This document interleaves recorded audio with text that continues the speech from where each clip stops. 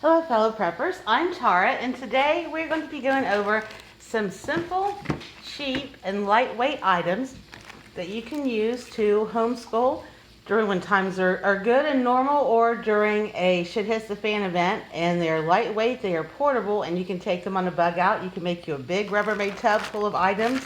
You can put some items in the kids' go bags to entertain them in the car, or you can have them just sorted out for when you're located and relocate at your prepper retreat and they are ready to go as special fun treats. First, I'm going to start off with these. These are wipe-off markers, very simple, very cheap, for $1 at the Dollar Tree, which is where I get a lot of my homeschool preps.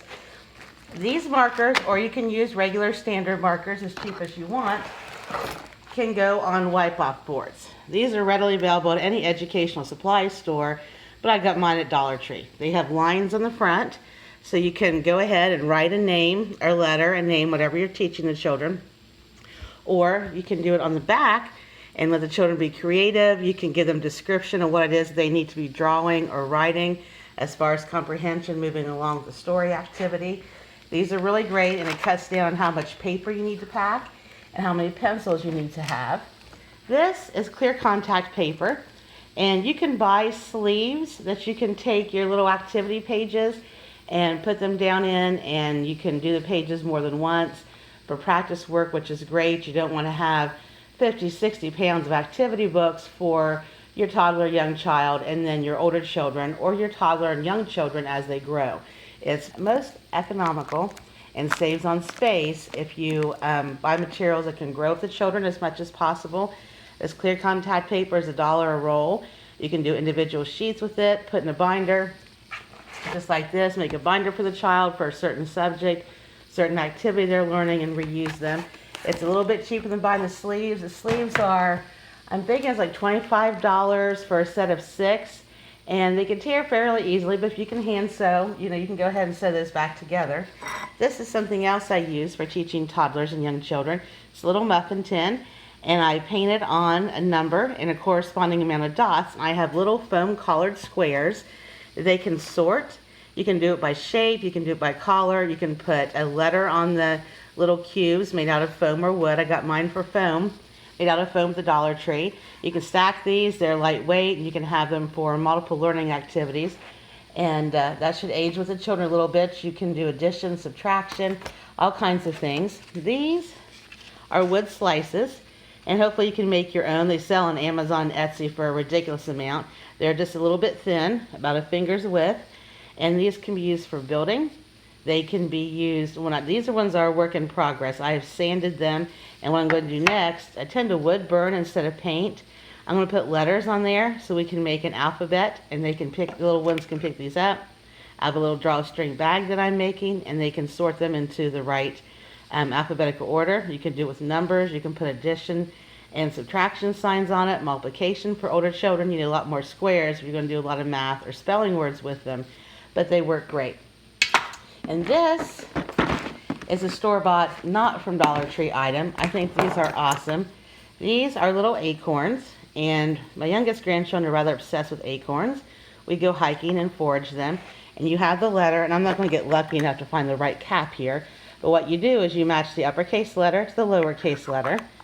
These are recommended for toddler and young children, and as an additional part of the game, again, not going to find the right piece, but here's a whale, and it starts with a W, so as they get more advanced, they can sort it into the right one. Nice quiet activity. I put in a Dollar-made tub. It probably weighs maybe 3 pounds. So that can be an activity they can work independently. If you're working with older children on an educational need, or you are doing some other type of prepping or survival homesteading activity. Now these are just standard dominoes. Actually, not standard dominoes. They're made out of wood. Very difficult to find wood dominoes anymore. My grandpa got me these, and they've stood up to the test of time. These are also great for building. You can teach them a little bit about science with setting them up, knocking them over. You can count them. You can write down a number on a piece of paper and have them match it to it. You can match, I will not get the right one pulled off right off the bat. Wait, here we go. There's a 1 and a 1. You can have them match the like numbers. There's all kinds of interactive activities you can do These very lightweight dominoes that are easily portable. It does not require a lot of textbooks, nor does it require paper and pencil. These are some wood stamps, and I got these at a discount store. They were on clearance, and there's some fun little shapes where the kids can do some art and fun activities to keep them busy. But I bought them for the letter and number set. And yes, you can stockpile stamp pads, and this can get a little pricey, or and a little bit heavier if you get a bunch of them. But you can also just use regular markers, or even some paint, or go ahead and teach the kids how to make up their own dye out of berries or other things they can forage, and you can stamp them in those, and they can stamp them on paper, on wood, on a dried leaf, on whatever that you might have handy to practice their letters and spelling words. So these are fun and interactive also. If you were to buy these, they're Melissa and Doug stamps, and I think that some of the letters came from Walmart. To buy these from a regular store and not a discount is set for all the alphabet, all the numbers, not counting the cutesy fun ones, you might be into it for about $20. So they're not very pricey. Now these are books, and being a fan of Charlotte Mason, I like to teach from living books and not from textbooks. Now this you'd think would be for older children, a lot of heavy reading here. But I use this with my 3-year-old granddaughter who's crazy about plants and likes to make natural remedies with me. And we go through it and look, and they learn good weeds, bad weeds, ones you want in your garden, ones that you don't, ones that are edible, maybe medicinal. And she'll take this when we go for a ride in the side-by-side, and she will try to find certain ones that are in here. And then we talk and learn about what's in them. So that's nice oral comprehension. These books are ones I got from a local library sale. My mother and I go every year, and I usually come home with around 200 books and never spend more than $10 or $12. Now, prices are going to vary where you are, but at our library, you get a nice big canvas tote, which I repurpose the material or the tote, or sometimes both. And we paid, used to be $3, but now it's gone up to $4. And as many books as you can fit in the tote is what you get. So it's a great deal. I find some beginning readers. I try to find things that correlate to our self-reliant survival homesteading lifestyle. A lot of nature books, livestock, gardening, farming type of things. But they also have a lot of great books there that you can use for a more academic subject. Here's one about rain, trees, and oak trees. I grabbed this one very quickly because, as I said, my grandkids love acorns. Here's some about water. There's some with science experiments, and a lot of history books for children. And history was always my favorite subject. So you can go to one of these type of sales, or even look at your local Goodwill or any type of a rummage sale. There's usually lots of books around, and those don't get snagged up quickly unless you have somebody like me or a homeschool mom coming in and sees the value in books that unfortunately a lot of folks don't anymore. So you can usually score some great deals on books, even at a yard sale. Now these books are your typical activity books, worksheets like you would see in school, ones that you would be using the clear contact paper on, or the store-bought sleeves. And actually, it's a little pricier. I just bought some on sale, but you can buy clear vinyl and sew it together yourself with a little bit of ribbon and make your own sleeves. I think I paid about $8 per yard for the vinyl. Out of that vinyl, you could probably get 1 to maybe close to 2 dozen sleeves. So it would be cheaper than buying them. These are typical, activities you can do with toddlers and definitely young children transitioning on up. Typically, these books are easily found going up to first, second, sometimes even third grade. I bought these at the Dollar Tree. I could buy a whole stack for a lot of kids in our tribe, and they would all have the same type of activity we're working on. That would be great if you're in a long-term survival situation and somebody becomes a teacher for your group, your family, extended family. You could, work on skills at the same time with a multiple number of children and inexpensively. Some collar ones that are great for the young children. This was bought from a local Christian discount store. And it's great. It's very thick, it's big, it has all kinds of activities that are interactive, a lot of counting. You can make a lot of use for those for a long period of time. This is grade 1, which is above your young child age. They do make them in lots of different ages. My first ABCs and some math readiness. So you can find them for a lot of basic, simple subjects. You're not really going to find any for science or history, but a lot of math and a lot of reading. So those can give even some busy activity work while you're busy, and the older children can be helping the younger children to help provide some normalcy and quiet time stability for everybody. Here's some fun little learning games. These came from Dollar Tree. Bingo with learning your letters. telling time with a clock. Most children now do not even learn how to look at a clock like this. They're used to them being digital. A monster math game, just some fun interactive games, also from Dollar Tree. Very cheap, very lightweight and portable. And about a big set of pencil sharpeners. They're in a fun shape, so we're using pencils to do any writing with. Then you're stocked up. You can always use a knife, of course, but those are fun for the children to feel like they have something of their own as a typical school supply. And here are some flashcards. I bought all different kinds of these. And these ones, the first couple here are for older children. They come in shapes, colors, sequencing, little puzzle pieces. You can get characters they might like.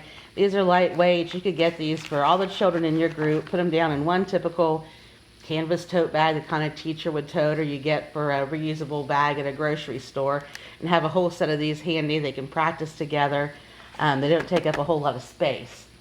This, also from Dollar Tree, typical thing you could put up on the wall to learn the ABCs. Wouldn't be great during a portable bug out, but when you're at your prep retreat or when you're turning your home into a classroom, you can store these. They're out of the road, they're lightweight, they're cheap, and you can pull them out to let the kids help decorate their learning space. Here's another one. It's colors. On the other side, it's shapes. Also from Dollar Tree, they have a really nice section on teaching, and a lot of teachers and homeschool moms go there. Now this is a bit more advanced, and I didn't realize I picked this one up. It does have a nice alphabet in here that you can hang up on the wall. This is an overview of everything that's in it. It's teaching coins, multiplication table. It does have short and long vowel sounds. So it's basically early elementary, but something you could go ahead and get because your toddlers and young children could be growing up for a very long time before society turns to normal. These are more of those little wall hanging things. These ones are small enough you can lay them out and practice. You can get some foam shapes, make some shapes out of paper or cardboard that match, and have them lay them on top of here so they're doing some placement. Nice little activity work, keeps them moving about a little bit and busy, but still seated. These are some sight words, and you can lay these out or put them on the wall. You can use them like flashcards, and the children could be using the wipe-off boards to write down the different words as they age. Now they're teaching, more reading and letter recognition in a preschool age, so depending on your child, you might get to those earlier. Here's a clipboard. This is just a little plastic one. Has a ruler already built into it. Can't get lost. 2-in-1. Preppers like that. You can put their little activity sheets on it for the day, and they can have something to hold if they're in the car for a long time, or you're doing outdoor primitive camping while you're in a bug out. You would not be thinking school would be a priority then, but you still need to keep the children busy. This is one of my favorites. And some pieces apparently fell out in the cabinet when I was getting it out. This is a Melissa and Doug item. I think they sell for about $20. I got this one at a yard sale though. Has a word on each side. And then you have these little wood letters, and the children put them where they belong, like a puzzle, as they're learning letter and word recognition. So this has a little bit of weight to it. I don't think it weighs any more than 3 pounds, even if it was completely full. So it's still highly portable. And this, it's a project in the making. It's the last one I'll show you today. It is a felt mat. There's some needle felting on there with some wool from a friend's sheep. And it just makes like a nice little nature scene. And you can lay it out for the kids to play with and do some learning activities. You can hang it up like a felt board. I'm going to embroider some numbers and letters and nature scenes and seasons and all different types of things for the children to tell their own stories with, for them to practice their letters or numbers, recognition, comprehension activities. If you read them a storybook, they can place things on here. You can also go and hang it up like a traditional flannel board. And if you don't have an embroidery machine, it's okay. You can print off whatever you'd like from the internet. Lots of free printables there with letters, colors, shapes, different things you want the children to learn. You can do a farming section about livestock. Try to tie it in with things, self-reliant skills they need to learn. And then you just print them off and put a little glue on the back and find an old flannel shirt or buy some cheap little felt squares from the store and glue that on the back. And those can be placed on here just like the ones I'm going to embroider onto felt.